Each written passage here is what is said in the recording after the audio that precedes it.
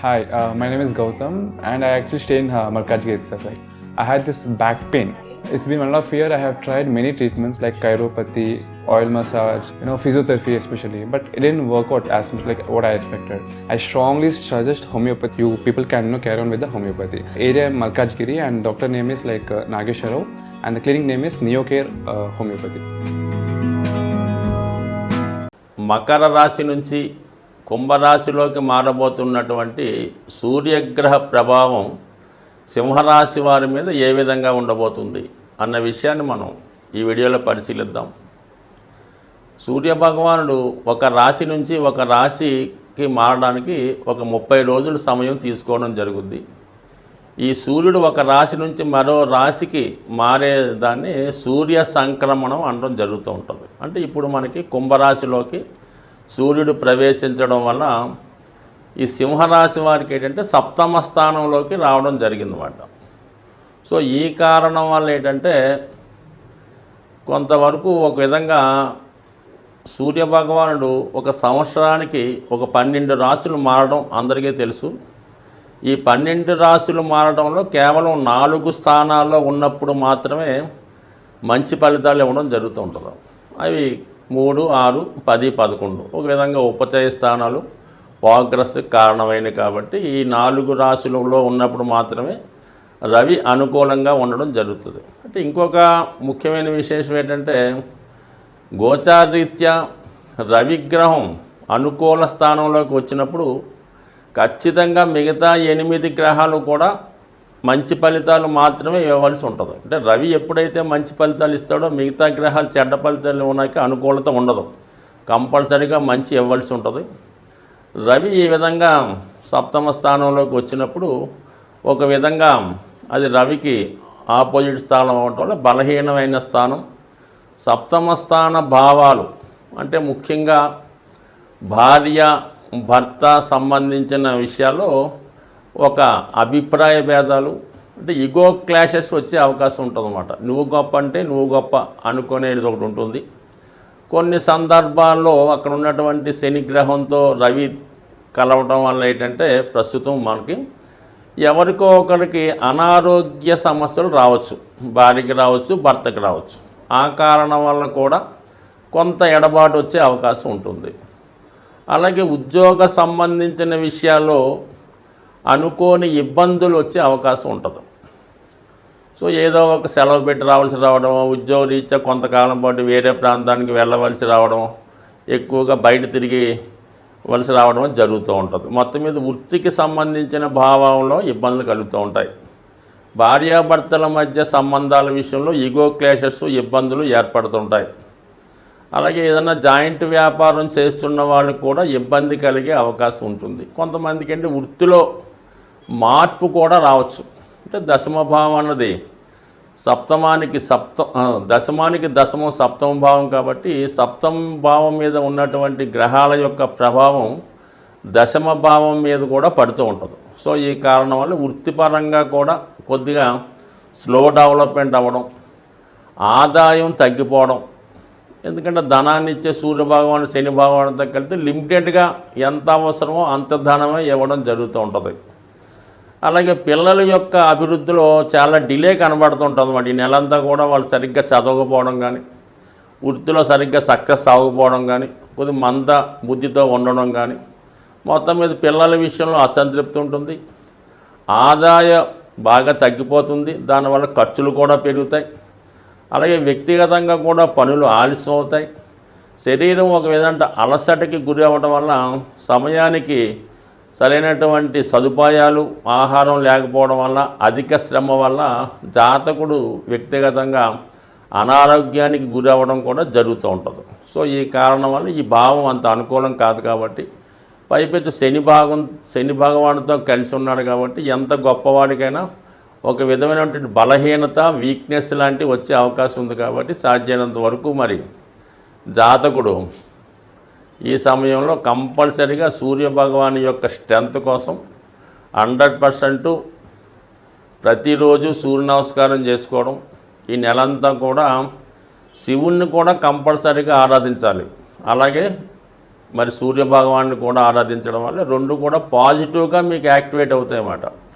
అప్పుడు ఇద్దరూ మంచి ఫలితాలు ఇవ్వడం వల్ల అంటే వృత్తిలో విజయం, ప్రభుత్వ అవకాశాలు, రాజకీయ రంగంలో విజయం ఇవి కూడా లభించే అవకాశం ఉంది. అందువల్ల ఏంటంటే ఈ రెండు కూడా కంపల్సరీగా ఈ నెల మీరు ప్రతిరోజు కూడా మీ యొక్క వీలును బట్టి ప్రథమంగా విఘ్నేశ్వరుని పూజించుకోవడం, సూర్య భగవానికి సంబంధించినటువంటి ఆరాధన చేసుకోవడం, సూర్య గాయత్రి, సూర్య ఆరాధన, ఆదిత్య ఉదయం చదువుకోవడం, దాని తర్వాత శివుడికి సంబంధించిన శివుడికి అభిషేకం జరిపించుకోవడం. ఈ సమయంలో మరి చక్కగా శివుడికి ఎంత బాగా పూజించుకుంటే అంత రాజ పదవి, గవర్నమెంట్ సక్సెస్, ప్రభుత్వ ఉద్యోగంలో లబ్ధి, ప్రభుత్వ పథకాలు అనుకూలంగా రావడం లభించే అవకాశం ఉంటుంది. దీన్నే నెగిటివ్ని పాజిటివ్గా మార్చుకోవడం అన్నమాట. ఎవరైతే శత్రుగ్రహం ఉంటాడో, ఎవరైతే శత్రువులు ఉంటారో వాళ్ళని మనం ప్రసన్నం చేసుకోవడం ద్వారా వాళ్ళ నుంచి మంచి ఫలితం పొందడం అన్నది ఒక అద్భుత అవకాశం. కాబట్టి కంపల్సరిగా ఈ నెలలో శివుణ్ణి, శని భగవానుణ్ణి, సూర్య భగవానుణ్ణి ఆరాధించుకోవడం వల్ల ఖచ్చితంగా ఒక స్థిరమైనటువంటి లాభం మీకు కలిగే అవకాశం ఉంది. స్వస్తి. శ్రీమాత్రే నమః.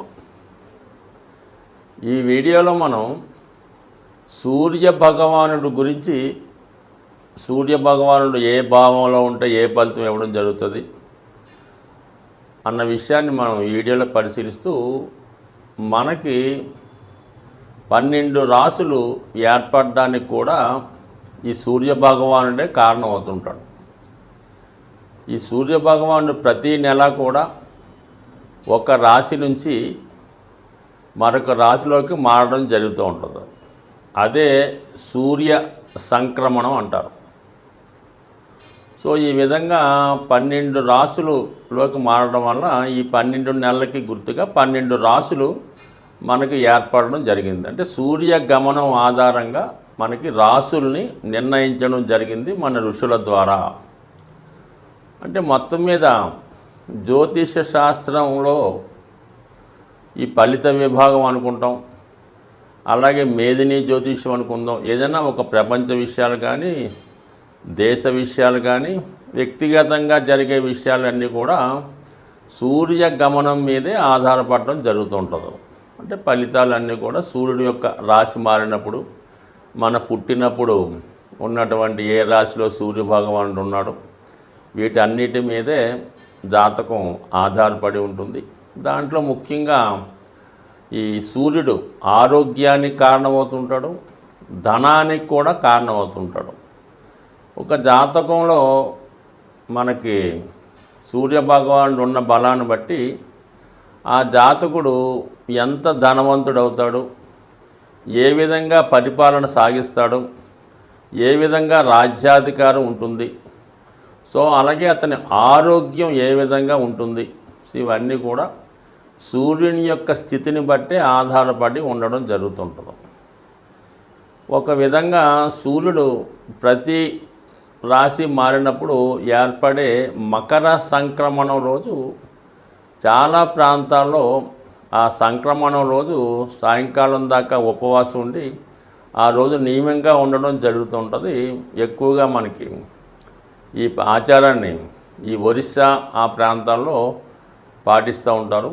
సో ఏదైనా ఒక వ్యక్తి జీవితంలో సంతోషంగా సుఖంగా ఉండాలంటే సూర్యుని యొక్క బలం తప్పనిసరిగా జాతకంలో ఉండాలి. సో ఆ ఉద్దేశంతోనే ఈ గాయత్రి మంత్ర ఉపదేశం అవనివ్వండి, అలాగే కొన్ని కుటుంబాలలో ఈ ఒడుగు అనే పద్ధతి ప్రవేశపెట్టడం అవనివ్వండి, సో అలాగే ప్రతిరోజు కూడా సూర్య నమస్కారం చేసుకోవడం రావడం, అలాగే సూర్యునికి ఇంపార్టెంట్ అయినటువంటి ఆదివారం నియమంగా ఉండడం జరుగుతుంది. అంటే మామూలుగా సూర్య నమస్కారం అనుకుంటే ఇది పొద్దున్నే స్నానం అయిన తర్వాత తూర్పు వైపు తిరిగి నమస్కారం కాకుండా ఆసనాల రూపంలో 12 ఆసనాలు ఈ సూర్య నమస్కారం చేయడం ద్వారా మనకి, అంటే పూర్వకాలంలో ఇది అందరూ పాటిస్తూ ఉండేవారు.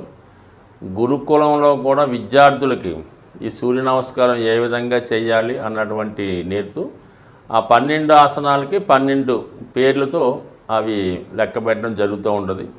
సో అది చేయడం వల్ల కంపల్సరీగా ఆరోగ్యాన్ని ఇవ్వడం జరుగుతూ ఉంటుంది. సో అందువల్ల అది పూర్వకాలం చేస్తుండేవారు. ఈరోజు కూడా ఎవరికన్నా ఆరోగ్యం కరెక్ట్గా లేకపోతే అరసవిల్లి అనే సూర్యభగవాని క్షేత్రంలో సూర్య నమస్కారాలు చేయిస్తూ ఉంటారు. అంటే సాధారణంగా ఇది అందరికీ సాధ్యం కాదు. ఈ సూర్య నమస్కారాలు ఆసన రూపంలో చేయడం అనేది మామూలు వ్యక్తులకు కష్టమవుతుంటుంది. కాబట్టి అక్కడ ఉన్నటువంటి వారితో వాళ్ళు పేరు మీద, మన పేరు మీద, ఎవరికైతే ఆరోగ్యం బాగలేదో వాళ్ళ పేరుతో ఈ సూర్య నమస్కారం చేస్తూ ఉంటారు. అది కంపల్సరీగా, అంటే సూర్య భగవానుడే ఆరోగ్యాన్ని ఇస్తాడు కాబట్టి అక్కడ ఈ సూర్య నమస్కారాలు చేయించడం వల్ల ఆరోగ్యం బాగుపడుతుందని ఒక నమ్మకం, అది విశ్వాసం, అది నిజం కూడా. సో అత్యంత ప్రతిభావంతుడైనటువంటి ఈ సూర్య భగవానుడు ప్రతి వాళ్ళ జాతకంలో కూడా ఏ స్థితిలో ఉన్నా ప్రతిరోజు కూడా సూర్యుని యొక్క అభివృద్ధికి, అంటే సూర్యుని బలం చేకూరే నిమిత్తం సూర్య నమస్కారాలు చేసుకోవడం, ఆదిత్య చదువుకోవడం అది చేయాలి. సో ఆరోగ్యానికి సూర్యుడు ఏ విధంగా ఇచ్చడం అనేది ఒక పురాణ గాథలు మనకు ఉన్నాయి. అలాగే ధనం ఏ విధంగా ఇవ్వడన్నది కూడా మనకి ఈ పురాణ గాథలు ఇవన్నీ కాదు. కానీ ఓవరాల్గా ఒక జాతకుడు జీవితంలో ఆరోగ్యంగా, ఐశ్వర్యంగా, అధికారంగా ఉండాలంటే సూర్యుని యొక్క బలం తప్పనిసరిగా ఉండవలసి ఉంటుంది. స్వస్తి.